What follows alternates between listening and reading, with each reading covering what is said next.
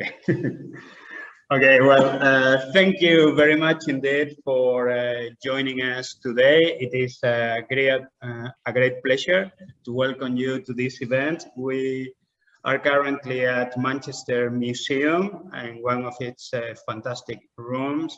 And obviously we would like to show our appreciation to Manchester Museum for the support that they have provided us in the last few weeks. Most of you know me. I'm Javier García Oliva. I'm a scholar at an academic in social sciences at the University of Manchester, and this is my colleague Dr. Helen Hall from Nottingham Trent University. And this workshop is part of a project on educational games and their commercialization potential funded by Aspect. And consequently, we are very grateful to Aspect for their support. Today, we're talking about a particular form of game-based learning and how academics can use them independently of commercialization in the short term. Then Helen and I are going to deliver a very brief presentation because the most exciting part of this workshop, and this is the second one we ran, and we had the pleasure to deliver one in NTU yesterday, and Thomas was there. Thank you for coming back. Thomas is also an academic at NTU, and we've been working very closely in the last few months. The most important part is definitely Aaron's presentation. Aaron Giles, who is here, I'm very grateful to him for coming back and not escaping, well, escaping not in the literal sense from the greater Escape games. And you will see Aaron's presentation is very, very interesting. Then Helen and I are just going to discuss very briefly why escape rooms can be used as a way to, on the one hand, certainly disseminate our research and equally importantly, enhance our teaching. And then we're very interested in obviously being proactive and being innovative and not just resorting every single time to the traditional methods. I think we need to be creative. And if we can enrich our students' experience and make it much better, definitely escape rooms can really play a very important role. Then we're going to just tell you a little bit about the sort of research Helen carried out and why we thought escape rooms could be a mechanism or an avenue we could pursue. We're going to tell you a little bit about the symbiotic and crucial relationship between teaching and research and how escape rooms can be very beneficial for both of them. And then we'll explain why we decided to choose John Dee because of his very strong bonds with Manchester as a case study for the use of escape rooms. And we would like to stress, I am at pains to stress from the outset that we are not just saying this is applicable only to people with an interest in legal history or with an interest in politics. I think escape rooms definitely can be beneficial to people in all sorts of discipline, and we are just using John Dee as an example, as a case study. Then if I may, I'm going to share a very brief presentation. We promise it will be 10-15 minutes before we hand it over to Aaron. Can you all see the screen? Hello? Yes. Ah, yeah. Yes. Yeah. Thank you, Claire. That's useful. Okay, that's brilliant. Then the Prison Alchemist, as I said, this is the scope of this talk, how we can really make our research and teaching thrive by the use of escape rooms. I think it's quite important. I'm sorry, there are people coming and letting them in. Then escape rooms as a creative possibility for dissemination of our research, as I told you earlier, and a mechanism to enhance our teaching. And we're going to use John Dee as a case study. Then Helen and I have been doing joint research for a good number of years now, and our research interests include legal history, law and religion and belief, the supernatural, and the development of human rights and constitutions. I am a constitutional lawyer myself, And I approach all these matters from the perspective of public law. Helen is a private lawyer, then we complement each other. When we look at a legal issue, we try to approach it always from both a public and a private law angle. Obviously, like all academics, we are excited about our work, we should be, and we're keen to share it with our students and the wider world if they want to listen to us. Some of it clearly fits well with conventional routes and is suitable for incorporating into our teaching. But what about the rest? The thing is, there are some elements of our work which we believe have value and interest, but which do not necessarily fit with traditional modes of dissemination. And this does not mean at all that they don't have great value and potential in respect of impact, but may require some creativity in finding the right means of communication. Equally, we are very, very keen on making sure, definitely, that our students' experience is brilliant, and we really want to enrich the student experience. Then how can we engage with them in other alternative ways to make the whole learning experience even more thriving? We know that the students are often reluctant to spend time on areas which will only indirectly rather than directly relate to their assessment. And we need to understand them to an extent, because they may feel clearly stressed out, already overburdened, and reluctant to take on more reading. Then we do not really just want to say, read one more article, because I don't think that's necessarily very helpful at all times. Then let's think creatively what sort of mechanisms we could provide them with that is going to make their whole experience far more exciting. Then Helen and I have been exploring game-based learning as a means of sharing research and teaching more generally in the course of the last few years with our games, Brave New World, and we have Thomas here, and it's been fantastic to be working together. Escape rooms are one exciting possibility in this arena, hence the workshop of today. And we're going to discuss some of our work, my apologies, on John Dee. And subsequently, afterwards, Aaron will tell us more about incorporating our ideas into an escape room. To tell you just very briefly a little bit about the background, I suspect many of you know something about John Dee, some others probably don't know anything, and this is the first time you encounter this name. But this is really important because obviously in order to understand John Dee, we really need to bear in mind that this is a very different period from the 16th century. Nowadays, in the 21st century, we mentally separate the spheres of activity and also thought, and we divide between religion and politics, science and religion, religion and magic.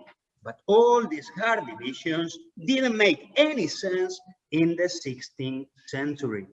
For the majority of people in the 17th and 16th century, there were some truths that were unquestionable. The universe was created and ordered by God as revealed in Christian scriptures. Importantly, there was this struggle between God and the Antichrist, and those on the wrong side of the Reformation were supporting the Antichrist. Then Catholics thought Protestants were the Antichrist, and the other way around. It was a very polarized world. But I think it's very important to realize that at that stage, clearly, religion was never regarded as a purely private matter. That may well be the case in some contexts nowadays. Then it was a very public issue. Therefore, we really thought, how can we really try to help people to understand what this period was about? Because we usually have preconceptions and stereotypical ideas about this period, but how can we really understand people from the 16th and 17th century if they were so different from us in their outlook in life? And then we thought maybe escape rooms, an escape room on John Dee could be a possibility and a mechanism, an avenue to do so. I'm going to hand it over to Helen because she's going to tell you now about this fascinating figure, John Dee. Before doing so, I would like to thank publicly our colleague Alex Riley, who is here all today too, because he's been super extremely helpful to us in the last few weeks, and he's been providing us with lots of assistance in the last few weeks with this workshop. Then thank you, Alex, for that. And I'll hand it over to Helen. Okay, fantastic. So, was John Dee, and also what is alchemy? Well, as Javier's really well explained, we're dealing with a world in which categories of thought like science and religion and science and magic didn't make any sense. This was just not how people saw the world in the early modern period. And added to which, the existence of spirits, of angels and demons in Christian terminology was accepted as a reality, in much the same way that most mainstream people in society now accept bacteria and viruses are a reality. They're part of what surrounds us. We might not be able to see them, but we know that they are there, and they may interact with the human world and cause issues. Now, in a similar way, there was just this absolute acceptance of a reality of spirits and their capacity to interact with human beings. In fact, there was quite a long tradition stretching back to the Middle Ages and indeed even into antiquity of educated men, which basically, yes, meant priests and monks, effectively trying to summon demons in the hope that you could then have your demon slave effectively and make this spirit do whatever you wanted, construct you a castle, bring you food, whatever you liked really. And the moral justification for this was that, well, left to its own devices, the demon was going to be doing the devil's work. So, hey, you know, if it was doing something for you that was harmless, well, kind of that's a benefit, isn't it? Was sort of the logic. I mean, it was never approved of, and you get lots of edicts in medieval universities saying, you shall not do this. But just like some edicts in modern universities, academics didn't always do what they were told. Anyway, so you have this long tradition of, in the learned world, interacting with spirits. Now, alchemy is something distinct, although at times related. In the 21st century, when we think about alchemy at all, we think about this stereotypical pursuit of transforming base metal into gold. That was, as we'll see, an important part of what the alchemists were up to, but it's crucial to remember why they were doing it and to try to think our way into what was going on. Alchemy was part of a spiritual religious project. People were trying to get the world back to the state it had been in before the fall in Christian mythology, basically before human beings had screwed everything up and caused it to be broken. And it was a way of helping God with that project. So transforming things back into their perfect state. Gold was a perfect metal. Similarly, the quest for the Philosopher's Stone was about trying to make human beings have healthy bodies and long life, if not quite everlasting life. Although, having had that pitch for, well, alchemy was a spiritual project, really, yes, people were trying to and claiming that they could make gold. And this meant that the technology could reasonably be compared to a modern arms race. Because if you were the early modern monarch who had your pet alchemist, who could effectively conjure you an everlasting supply of gold, well, you could pay as many soldiers as you wanted to pay. You could therefore beat up any other neighboring monarchs you wanted to, and you'd be top dog, which you regarded as #winning, essentially.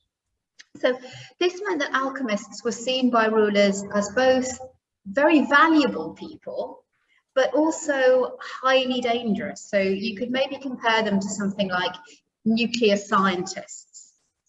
Having control over a promising alchemist was important, as it meant you could reap any benefits if he successfully transformed base metal into gold, but it also meant that you could keep him from scampering off and doing things for your rivals. So this led to both bribery, threats, and sometimes imprisonment for alchemists. Sorry, I don't know if you can hear, there's a very noisy helicopter here in Manchester, which I'm hoping isn't doing too much damage, but I promise, as far as I'm aware, it's a helicopter and we're not being attacked by any malevolent entities that might be surrounding the university. So John Dee ended up in Manchester as a result, really, of his alchemy. indirectly. He'd fled England for complicated reasons to the continent, and he'd been cozying up, offering his services to various rulers in Central Europe. And you can imagine that this did not endear him to Elizabeth I, and when he got back with his tail rather between his legs. He was facing financial hardship. He'd made the mistake of leaving his London home with sort of in charge of relatives, and his library had been vandalized. He'd lost a lot of his property. The Queen ended up giving him a position here in the north, which was something between a punishment and a bribe. So it gave him a reason to stick around, and it gave him some sort of help, but also being sent to Manchester in those days wasn't exactly a plum job, and it was a long way from court and London where he'd been. But he was still doing better for himself than his erstwhile assistant and scryer. Scryer is an old word for somebody who had the ability to look into mirrors or crystal balls or water and to see spirits. John Dee had been working with Edward Kelly for a number of years because John Dee found that when he looked into mirrors, he didn't see anything, but Edward Kelly looked into mirrors and he saw, or at least claimed to see, various spirits. And in any case, the two of them had been a double act for some time, but this broke up. And when John Dee returned to England, Kelly stayed in Europe for a while, doing very well for himself and living a high life. But eventually he managed to get imprisoned by Rudolf II, the Holy Roman Emperor, in what is now the Czech Republic. And he was locked up in a castle. Understandably, he wasn't too thrilled about this. He attempted to escape, but with the practical abilities of modern academics, he completely screwed that up, managed to fall in the process of his unsuccessful escape bid, broke his leg, and unfortunately for him, died from his injuries in consequence. So that was an imprisoned alchemist who didn't have a good escape room experience, to say the least.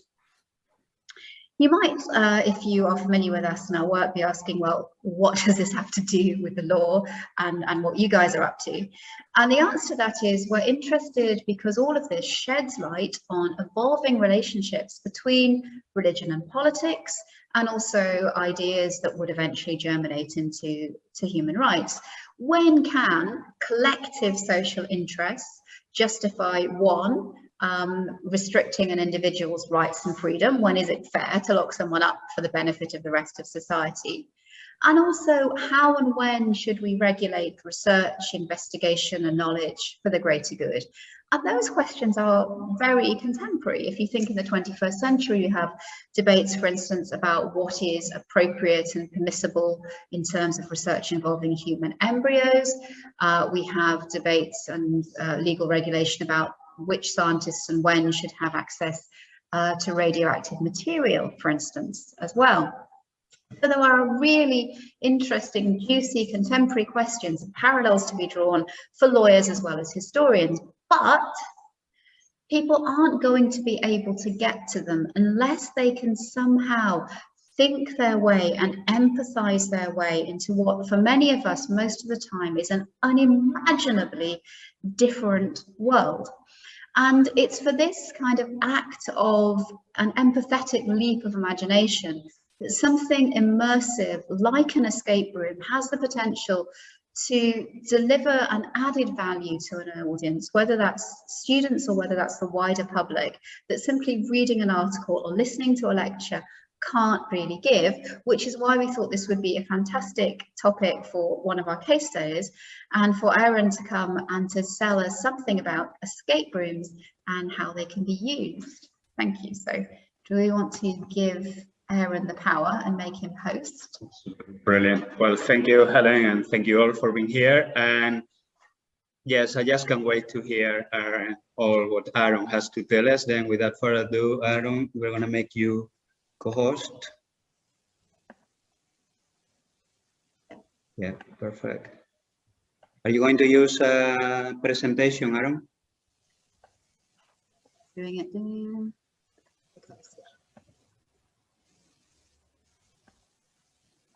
That should have worked.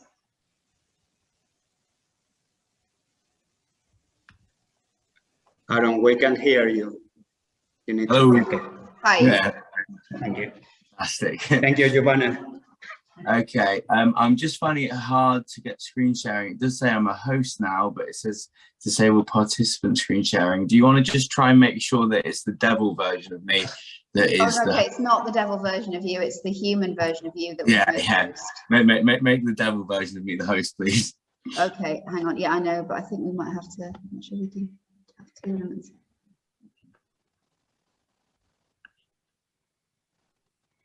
I think you, as the human, have to give up hosting and give it back to us first. So if the human you could relinquish power, we'll give it to the demonic version.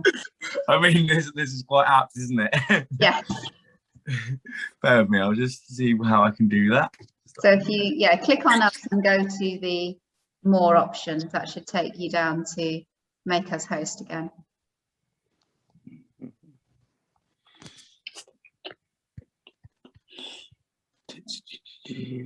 More options.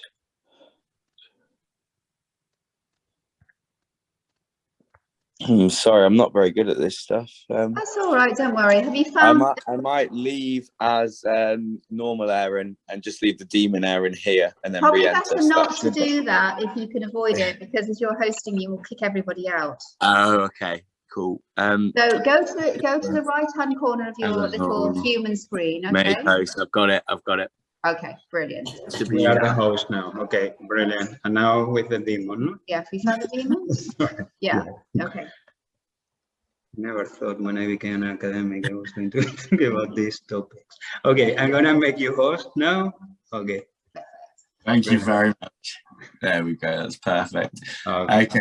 First, I'm going to apologise to Tom and anybody else who was here yesterday, because we will be covering a lot of the same content today.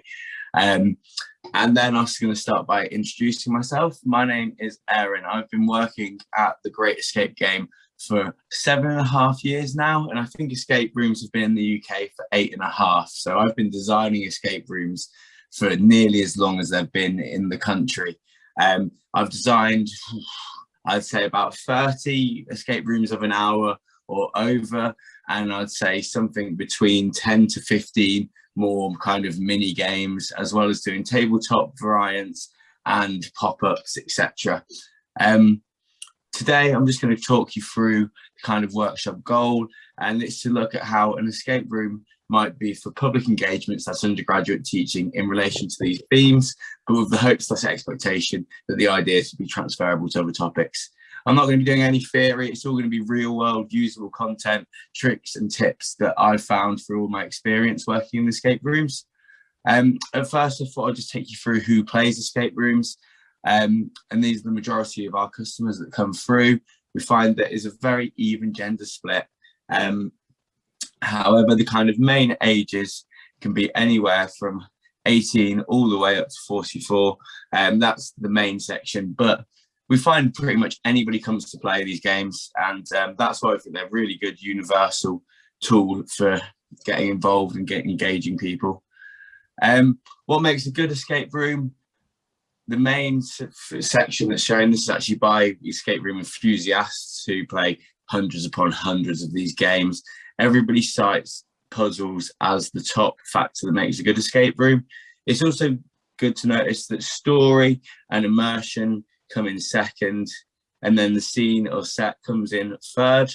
What I'm going to say about this is creating immersion, creating stories, creating puzzles. These are all stuff that can be done on next to minimal budgets, and it's really noticeable how low down scene or set or technology actually come in, and that also shows as an opportunity to bring a lot of the factors of escape rooms which people really value without spending loads and loads of money, making it transferable for something like the classroom. Preferred escape room lengths, I generally design them anywhere from an hour to 2 hours if I'm going to call them what I'd call a proper escape room. And then anything that's like 20 minutes, I'd look to do something that's more tabletop or classroom based for something like this, or something that's more pop-up and to give an idea. Yeah. As far as team sizes go, I've always found the ideal team size is 4. I personally aim most games to be designed at 2 to 5 people, but I have designed games for up to 18. These games that I've designed for up to 18 people, I've even found that a team of 4 sometimes can be better than a team of 18, because quite a lot of the time they end up falling over each other and not being able to communicate as well as possible. So I would recommend, unless you're trying to really do something different and creative, to always aim for 4 people, and then give or take 1 will always work very well. I'm going to bring me on to design, which is the main part that I'm going to talk about today. The first question that you have to ask yourself is, what theme do you want to do? This is just an example of some themes that I have done in the past. We have a predetermined theme with John Dee that I'm going to talk you through later, but I just wanted to kind of rattle quickly through some of the thoughts that you'd have when designing a puzzle or an escape room or something like that. Next is the location of whether you're going to do it in bricks and mortar, whether you're going to do it something mobile, or obviously with this year, we've had online becoming a massive kind of growth sector. The only issue with online is, unlike doing it where you can do a pop-up on a classroom or something like that, is that there's a lot of development that has to go on to creating a good online escape room. And for me, that's something that requires technical skills that I don't really have. So our company haven't really ever got involved in those. One thing that I have done recently, just before COVID struck, I actually released this, and it was a partnership with the Royal Armouries Museum in Leeds. They only had a very small space, but they wanted to deliver a kind of big experience, and they also wanted to get people to kind of interact and engage with a lot of their kind of exhibits. And together we came up with a treasure trail which took them through a kind of imagined narrative for their make-believe exhibition, where they'd have to ferret around the museum looking for clues in order to find these certain objects of power, which would each give them a digit for a secret code, which would then grant them access into this kind of sci-fi boss battle that focused around their make-believe exhibition. This takes me on to, what is the goal of an escape room? I think this is one thing that's really interesting with what we've been talking about earlier of John Dee, because there's the difference between 2 sides of it that I really saw there. Was summoning spirits like myself in this current share, or creating gold. But typically in escape rooms, it's to escape or not escape. And this is an example of the early escape rooms that I created. And you'll see there, it was all just about whether they escaped, whether they didn't escape, and how quickly they could do it. Fast forward, I don't know, 5-6 years, this is the latest creation that I'm currently working on. I have a wisdom game where you can actually use kind of like wands, and you can use characters which kind of come up to you in Harry Potter style paintings. But this game's gone from something where it's about escaping and the time that you escape in, to all of these different kind of choices that you can do in the game, all these different spells you can learn in the wand shop, whether you save characters or not, whether you keep a resurrection stone. And then down the bottom here, you'll also see in the artifacts of time section, there's artifacts that you can collect, paths to choose, different magical sectors, different allies to make. And the idea is with this game that you can play it 4 different times and get 4 different storylines. Whereas with the general escape room, you can only play once, get 1 storyline, and then move on, and you can never do it again. So goals that I've done, could be to get treasure. I've even done escape rooms where you have to break into the room instead of breaking out, to summon a demon, which might be quite relevant for this one. So then the next question I ask myself is, how do players get guided through the game? These are 4 really common methods that I use quite a lot. One is like a kind of magic book that everybody focuses on, and at each page would be a clue to each puzzle, and the narrative would move as the pages move. The next one is a breadcrumb trail.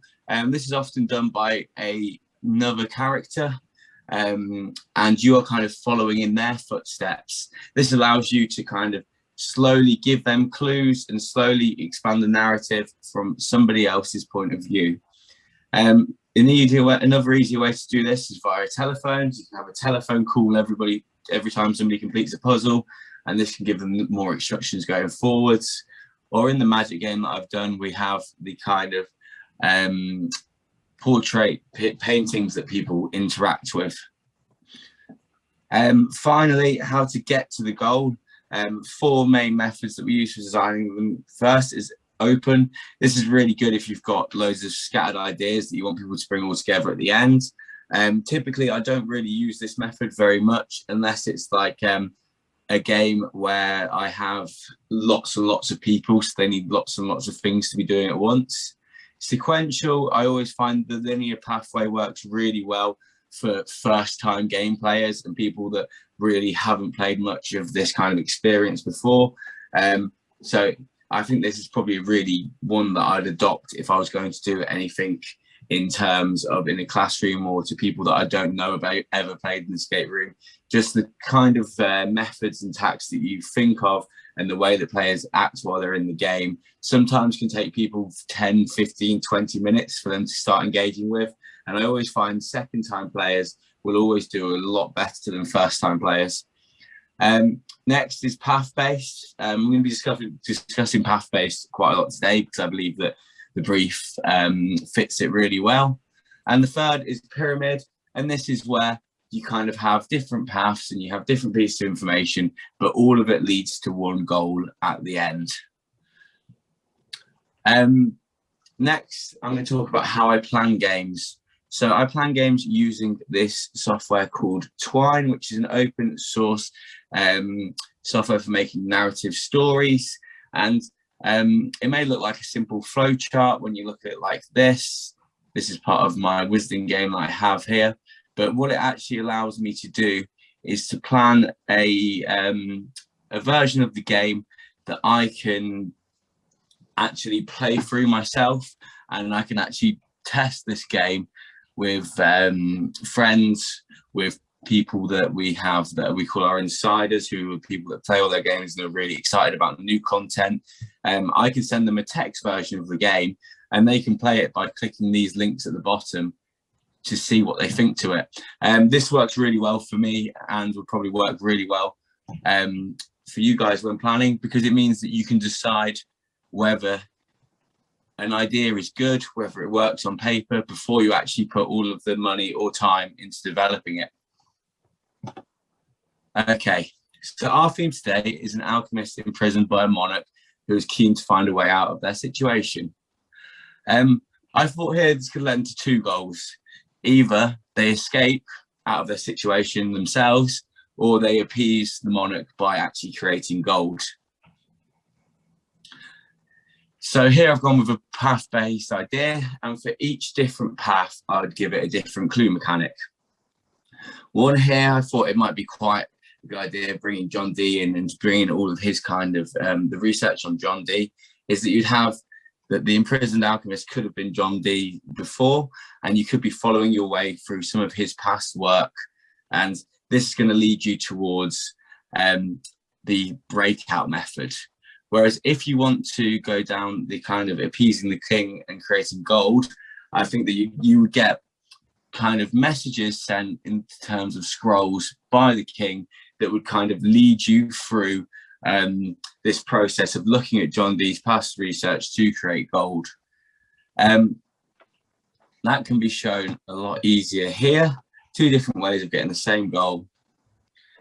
And then I thought the second one could be that you could be trying to summon a demon to help free you, and that would get across a lot of the ideas talked about earlier today.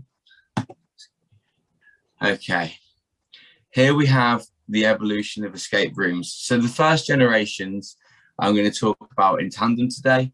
The first generation was all about puzzles. As we've seen before, puzzles are the main factor in creating a good escape room, as shown by the research.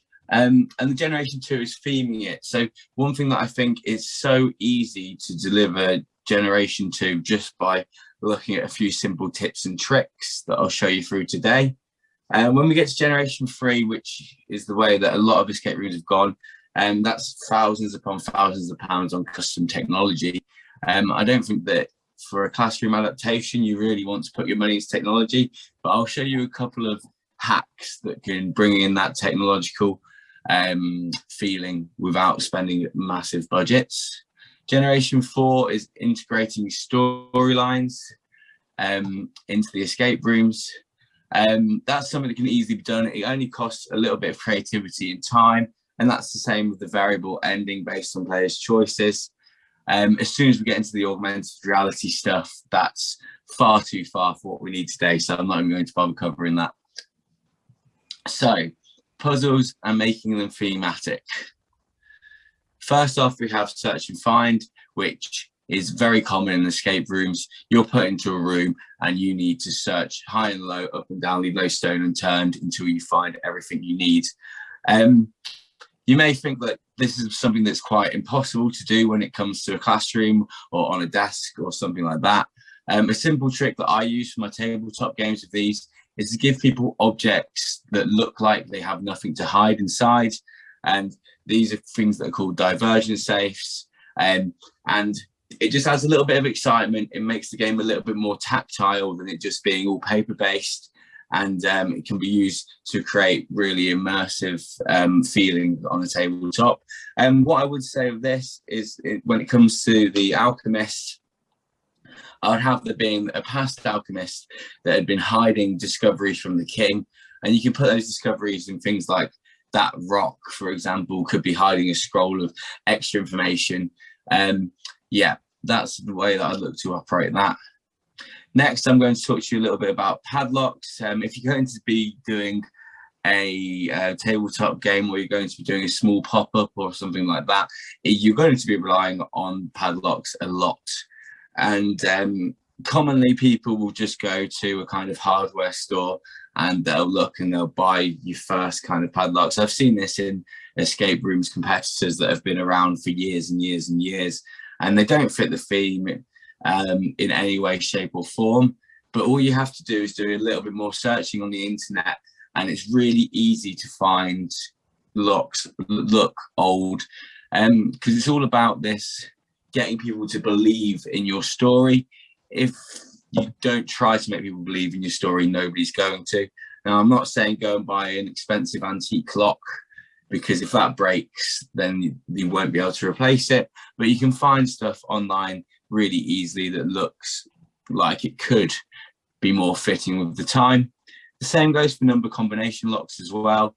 The amount of different things, if you're going to do a kind of safe cracking escape room or something like that, you might go for something more along those lines, or just something to look a little bit older than anything you could buy at B&Q. The same goes for word combination locks. Ciphers work really well with these. Yep. The only other kind of common one that we have in escape rooms are directional locks. These allow you to put a directional code in. Really good for if you want to do a puzzle based around a map or something like that. Unfortunately, these are a really kind of new thing, so you won't find any dressed up or any different looking versions anywhere. Puzzles, I'm going to talk you through a few kind of classic escape room puzzle ideas and how they could be fit with this theme.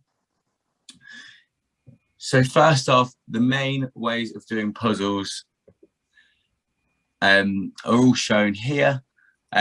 In Western Europe, logic puzzles, communication challenges, mazes are seen as the top 3. But whenever I'm designing an escape room, I try to balance this out. I try to put a little bit of different types of puzzle in, just to make sure that you have a kind of well integrated and well-rounded experience. If you do too much of the same thing, people will get bored and they'll switch off, and it'll take them away from the state of flow that we're trying to get them in. As far as my design mechanic goes, I always look at this as a really, really simple way to design an escape room puzzle, and that's to create an obvious goal, to create an assumed way that they will finish it, Then there would be a catch. That catch is often when they try to enter the data or the answer into a padlock and it doesn't work. Then they have to go back. They have to read through the information provided. They have to find a revolution and find the actual solution. So as far as John Dee goes, I've had quite a lot of look into it, and I found that he actually had a big interest in ciphers himself. So I think that adding ciphers into this is one cipher that was actually owned from him, which was still working now. And I thought in order to get this 2 paths, we could have 2 different kinds of results from one scroll. So if you had one scroll and you decided to go down one path, which could maybe be with a more obvious, easy answer that the king's given you to use, then you'll get a different answer to this scroll. Whereas if you use a different cipher that could maybe something that even looked like it had been made especially from John Dee's books, then you'd get a very different story around there. And one would be following the story of making gold, and one would be the story of trying to summon a demon to free you. Then I'd look to bring in some kind of more logic puzzles with this. And for me, the kind of goals of either path are both going to be about creating this kind of potion, or however you call it, to either summon a demon or create gold. You can do lots of stuff with kind of symbology and making people work this out in kind of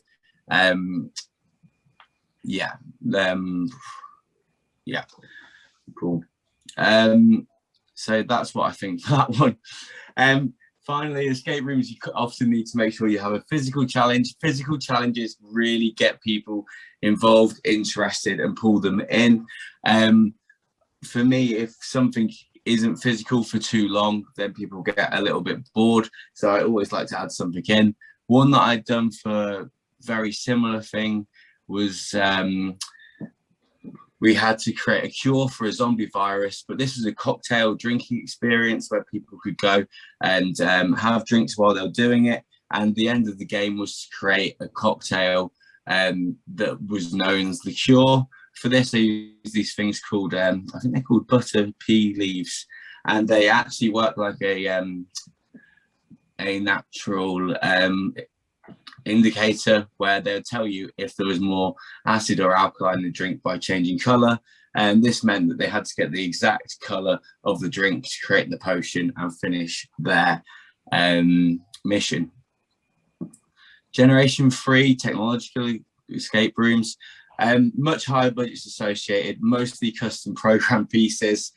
In this one, the kind of top level that I'm doing at the minute is we've worked out a way where we can get a wand which will send a signal depending on which different movements you make. So this is mostly custom, big costs, and I wouldn't say it's really relevant to bring into anything unless you are going to be doing a full-on escape room that's going to last for longer than a year. However, there are lots of small tricks that you can buy online to bring in some of these aspects of magic into a small and inexpensive fashion. One is this, for example, that I have right here. This I use to turn on and off those plug sockets, as you can see in the picture. Really good for changing states after puzzles. If you have somebody operating and somebody running the show, and it just gives that little bit of magic. We often use it for scares in games, where if people are stood in a certain place, we'd press a button to drop off a magnet, which would then drop loads of, I don't know, rats on their head or something like that, and freak people out a lot. The second is a basic RFID kit. These are kind of order over the internet. They cost anywhere from £100 to £300. They're pre-built kits, and they are, it just means that you can add in that technological part without spending anywhere near as much money as we would on with our very expensive wand technology.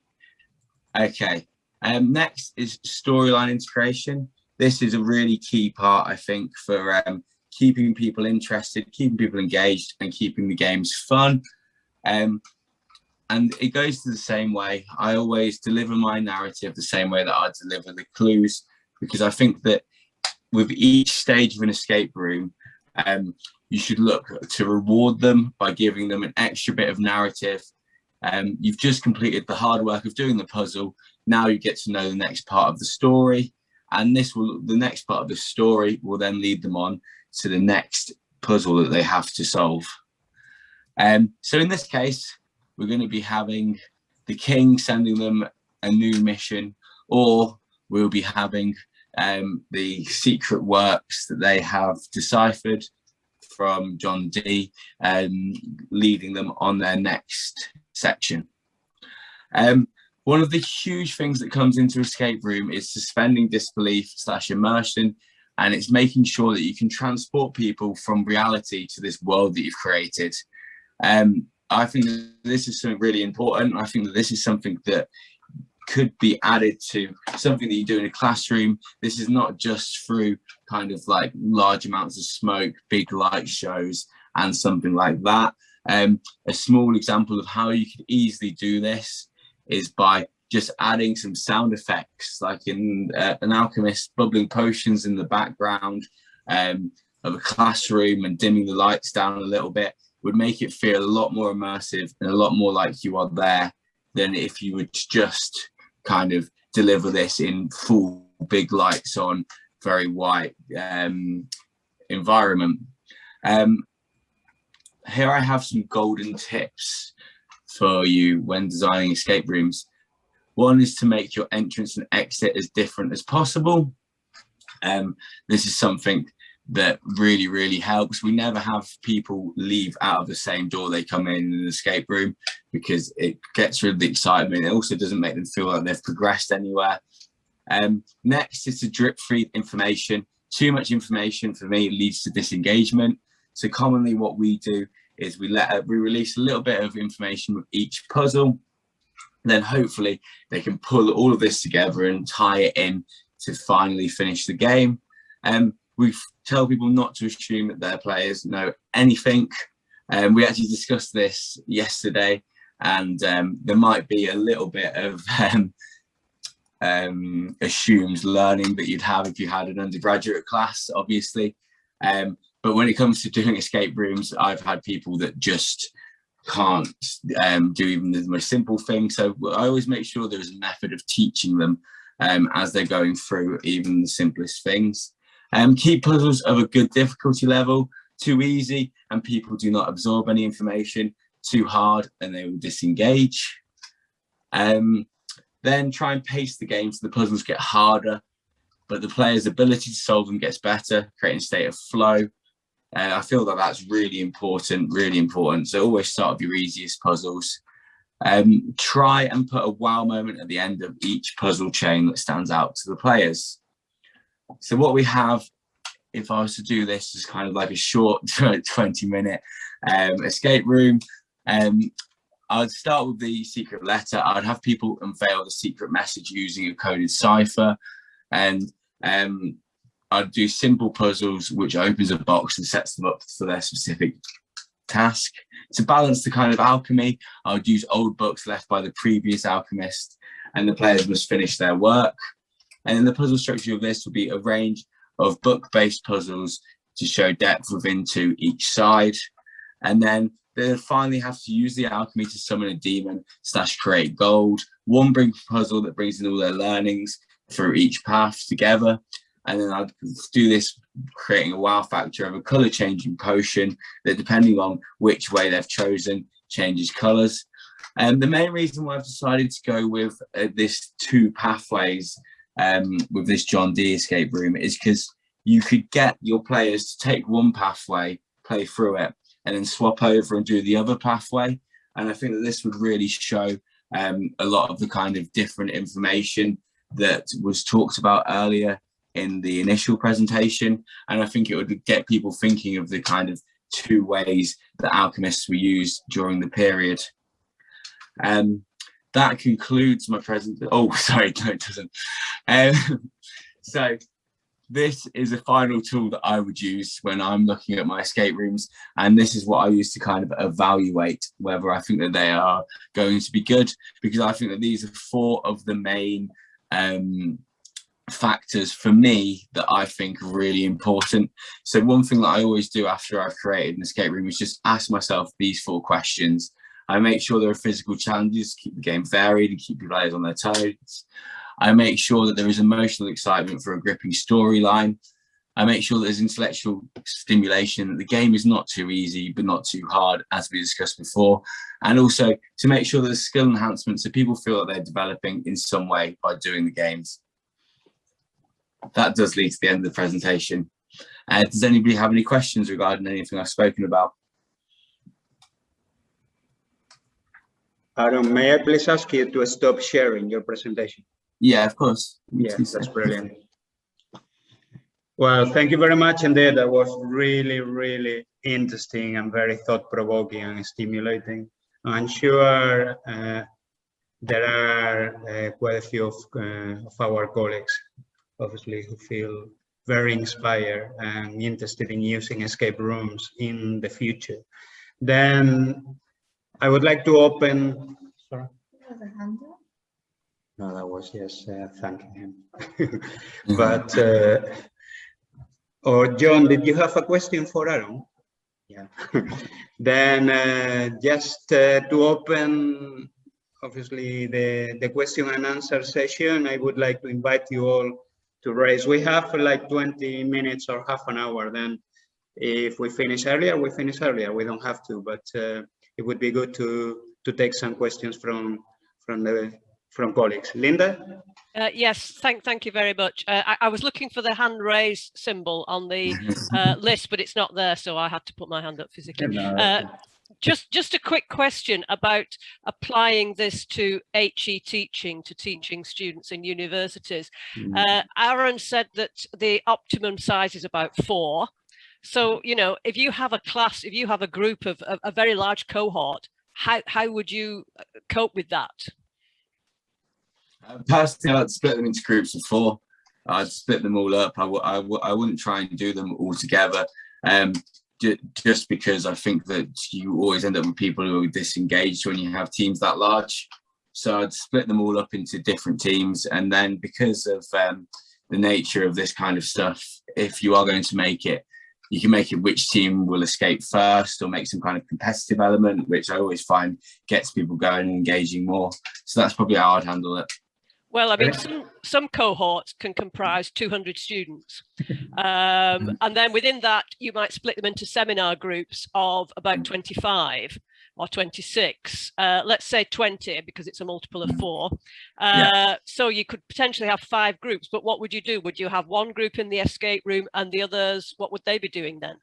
I'd make it a tabletop escape room.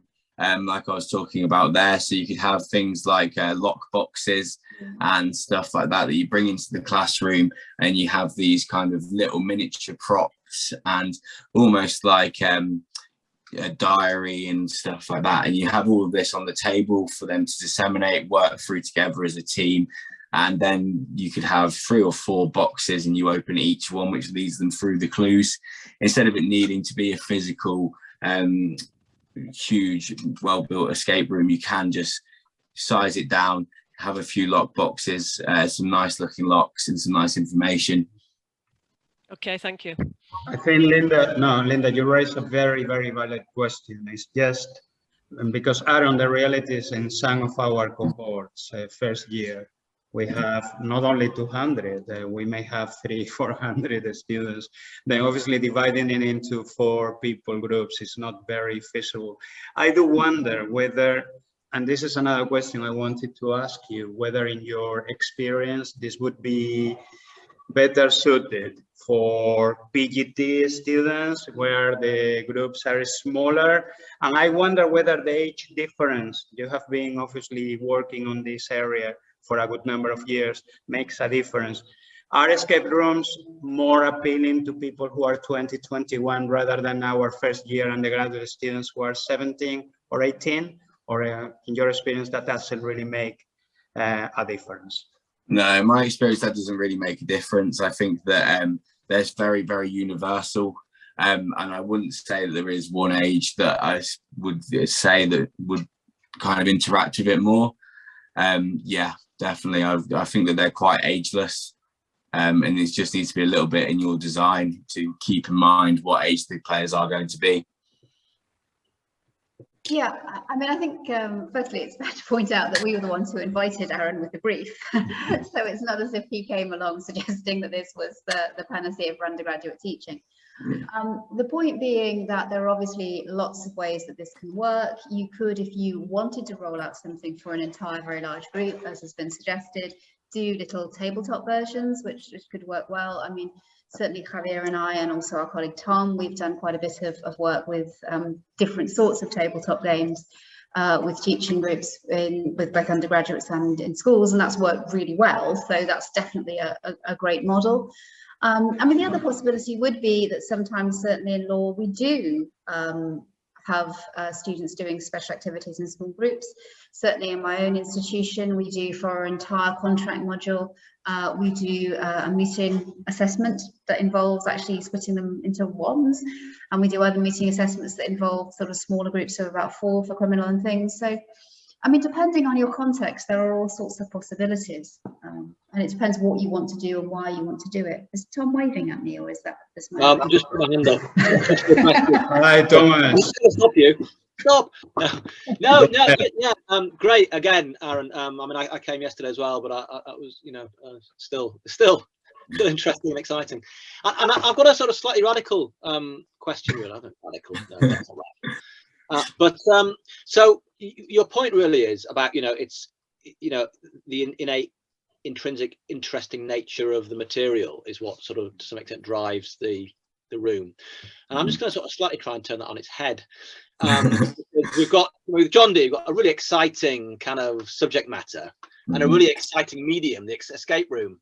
Now, sometimes, let's face it, with law, it's a bit dry, and we all know that, and it's difficult and it's complex and it puts people off. It puts students off because there are difficult, complicated, knotty issues, and often, well, almost always, law is about problem solving.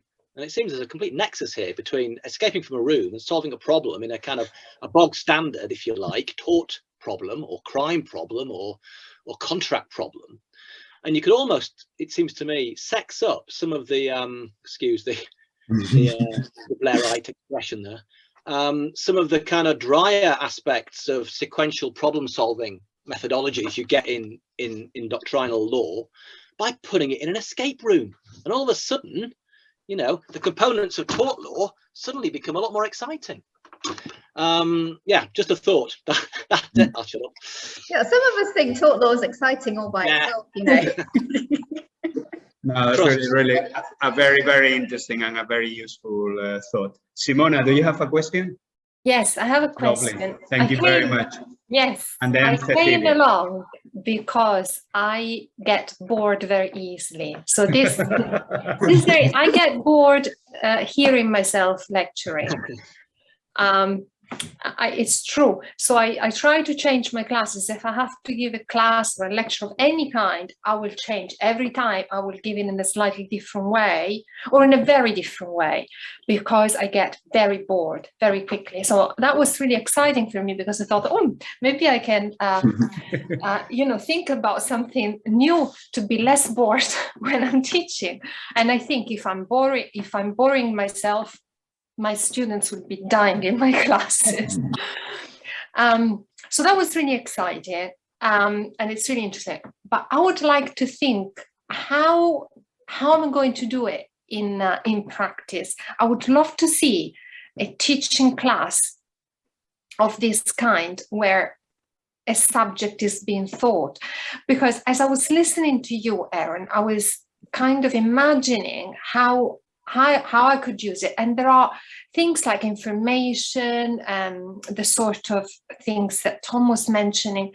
But for example, I teach philosophy, I teach ethics, and a lot of it is, yes, problem solving, but thinking through things or assessing our values. And there must be a way of getting people together. I mean, the closest to this that I have done is role play, getting people to play different parts, you know, the doctor or the patient or the unfaithful wife or the father who discovers that the child is not their own and so on. But, how would I do it? How would we do it? Is there any of you was actually done it in practice, record it so that I can see it?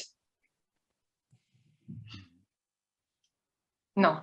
Okay, I've asked some questions. We've got some hands raised there. Aaron, do you have anything to add to? No, I've not really done it in a classroom scenario, no, and especially not for philosophy. So it's not really something that I can add to. But I did notice as the question was being asked, a couple of people raised their hands on the little hand raiser. So maybe they might be able to help you. Thank you. So, Linda?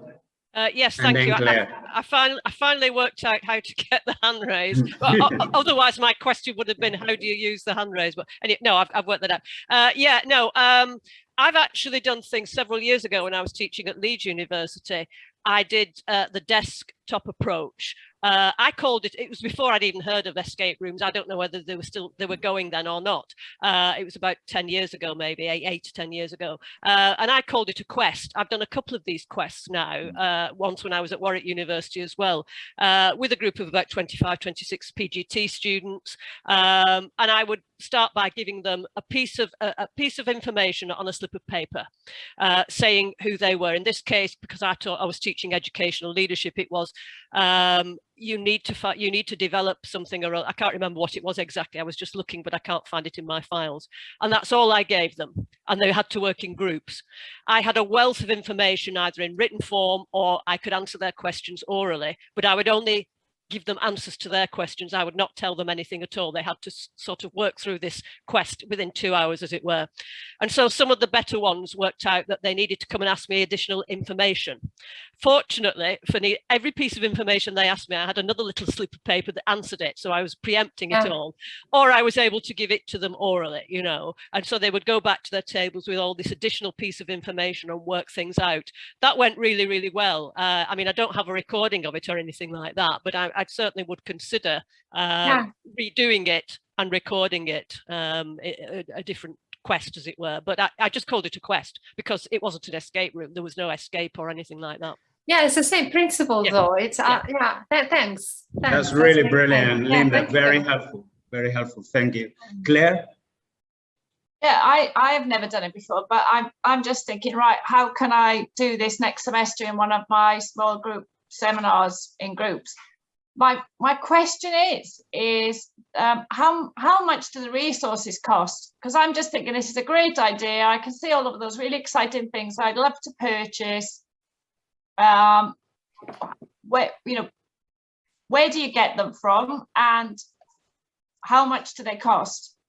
So no, that's a very important question. Is there an opportunity to share them, Javier, from the Business Engagement Fund? No, we really need to think in terms of the financial implications, Claire. I agree. I think Aaron will give us a good answer now, because there are all these generations that he has referred to, and maybe we can aspire at the moment to generation 5 or 4 even. But maybe if we're a bit more modest, we could bring it to the academic setting. Sorry, Aaron. Yeah. So a lot of the things that I found on there are kind of regularly available on massive online retailers like eBay or Amazon, if you choose. They for example, the locks, I'd say that none of them cost more than £10 per lock. So that's something that's really easy to do. In terms of making these ciphers and stuff like that, quite often you can get really well by just using a laminator and getting like a kind of drawing pin spinning mechanism. So that stuff can be done really easily. As far as buying like a box, it just needs to be a basic box for them to use. And I always search for like vintage or antique when I'm putting it in, and find something that's mass produced for look vintage and antique. So yeah, if you want to hit that generation 1, generation 2 level, it can be done on a really, really small budget. Now I've designed whole escape rooms on £500, and this is talking like a 3-room thing that's been decorated and have everybody into there. So I think you can do them really cheaply if you try. It just takes a little bit of doing research to find the right looking pieces for the right theme. Thanks. Okay, further questions from, I think, Cecilia, you had a question. Sorry, I was unmuting me. I was just wondering, because I'm trying to organize a program and whether it would be possible to do part of the work online so that they prepare it before they come to lecture, and then the other session could work within the room. So in the context of what I teach, which is related to trade and climate change and those kinds of questions, in whether it would be a way of already giving them some questions to work in groups prior to the session, and then try to feed them in the narrative and continue with that during the lecture. And then that would facilitate adding some components online and mixing it with the escape room in the class, whatever is possible to create in the class. Yeah, so we actually do use that as well. The way that I like to do it, and this is special to the Wizard game that we're doing, is that when each character comes into the game, they already have a character they're going to be playing when they arrive, and it's a certain wizard that has certain characteristics through the game.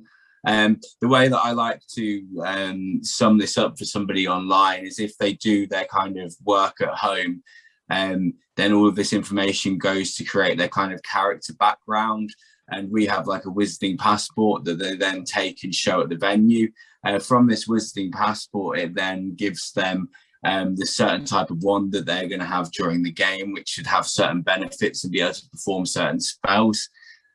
So I think with what you're saying there, you have the opportunity to not only make sure that people have a background information before coming in, but you can kind of give them some character or pre-write or feed them into the narrative based on the work they've already done. So I think that if anything, you just make the experience more engaging as a whole. Yeah, no, that's brilliant. I had a reflection before I invite Isabel to raise a question, very much linked with what Simona and others were saying earlier on. And I'm so grateful to all of you for your response to this event, and it's very exciting. Yes, in terms of Simona, I think you have fewer students probably in some modules, and I think that's really, really suitable for escape room. Obviously, Aaron, if I'm not mistaken, obviously the two examples we have used are more in the field of history. I think there are quite a few lessons that could be learned, and I think it's been very illuminating how you have shown us today how we could prepare an escape room around John Dee, but we did it around Margaret Cavendish yesterday. But I guess this is not just confined to history or law. I think this sort of escape rooms could really be touching upon philosophical issues that are universal and refer to humankind and would be applicable to the great questions that we all human beings have in life. We have people from medicine, we have people from many different disciplines here today. Then I guess this is the exciting bit, that it's not just confined to one particular area.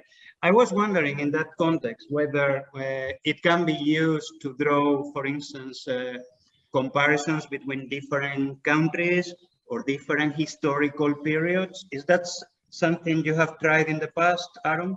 And then, sorry, Isabel, I'll invite you to raise the question. Pardon, could you just repeat that end bit? The connection. Yeah, the last bit is about, because some of us are very much involved in this sort of comparative work between different jurisdictions. We have colleagues here from Spain, for instance, today, or we have people from, or making comparisons between the 16th century and what happens in the 20th century. Could you think, I know I'm putting now you on the spot, but do you think escape rooms could be prepared around that sort of comparative themes?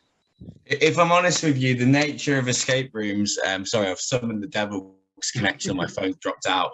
If I'm honest with you, the kind of nature of escape rooms, the immersiveness, the kind of puzzle solving nature, it lends itself to absolutely any subject and theme. And I think that it really is universal. I think that's one of the great things about it. I honestly think that I could design the escape room about absolutely anything given enough time. That's a wonderful answer and much appreciated. Isabel. Thank you. Hi, Aaron. I have a few questions. Hola. So, Sí, estoy aquí con un Sorry, Oscar, can you mute yourself? Okay, lovely. Isabel. okay, so just that I work in the field of microbiology. Yeah. And I'm interested in putting something together with escape rooms and microbiology. And I was wondering if you know if there is anything already done in this area in microbiology. That's my first question. No, I've never heard of microbiology being used, No? so I don't know if that's good news Okay. for you. Okay, so the second question is that, so if I do this, okay, I don't know, maybe I can have two approaches. One would be like a science fiction, something that is happening in the future. Well, we know everybody about the pandemic, no? So it's something quite real. Or something that would be more in the times of the alchemist. What would you think that will work better? What kind of sort of time scale will work better for students, for first year students? I'd say that both would work really well. Both would definitely be really interesting. I think that the future is always a lot harder to do and to do correctly and to get people into that, because with the past you have kind of like preconceived notions of what it would be like. So it's a lot easier for you to immerse somebody into the past than it is to this unimaginable future. So me personally, I'd choose to go with the past there, just because it would be a lot easier to communicate. Okay, thank you. And something else, if I can have your expertise, please. So would you think that who would work better? So the participants, the students, be the microbes or being human looking for microbes?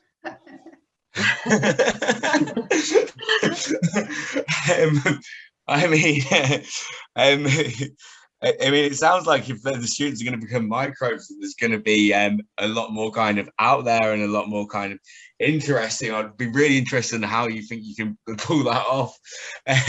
But yeah, but I always find that the kind of wackier ideas, people kind of they get involved in more because it's further away from what they kind of call reality.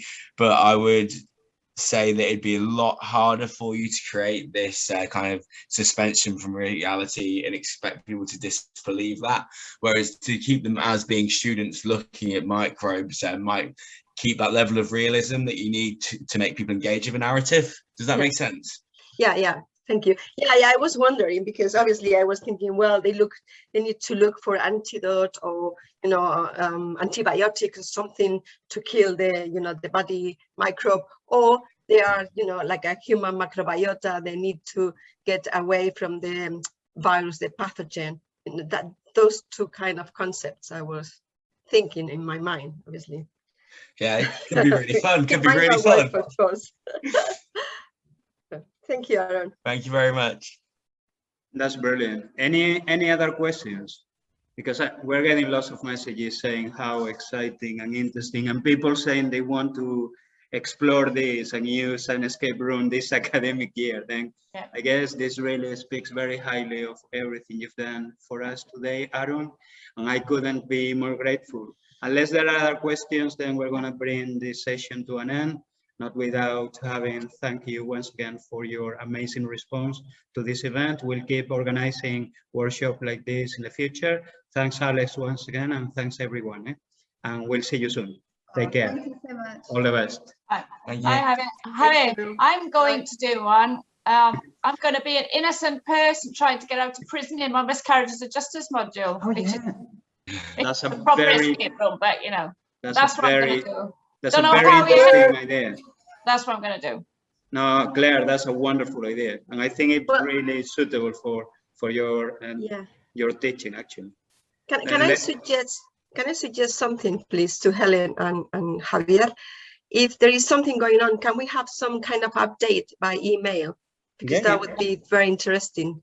By all means, we're going to keep in contact with Aaron and we'll keep you posted, Isabel. But thank you for your loyalty. You have attended both workshops and it's great to have you here. Is it the people who are doing something, getting together on campus and doing something later on in the semester with what?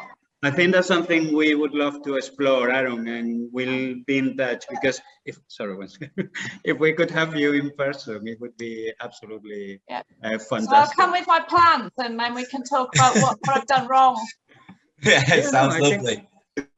As you can see, you have generated this huge wave of enthusiasm, Aaron. You will never be able to escape from that. Sorry, Helen, go ahead. Yeah, I was just going to say, as a serious point, I guess, if anyone like Isabel is interested in having updates on what we are continuing to think about with the game-based learning, but also with the escape rooms, if you email me, I can definitely make a list of people who'd like to be updated rather than spamming everyone. So if you send it to me, I'll happily coordinate that if that's useful. Great. Okay, that's brilliant. Well, this is the proper farewell now. Bye. And you take care. Bye. Thank you, guys. Bye. Bye.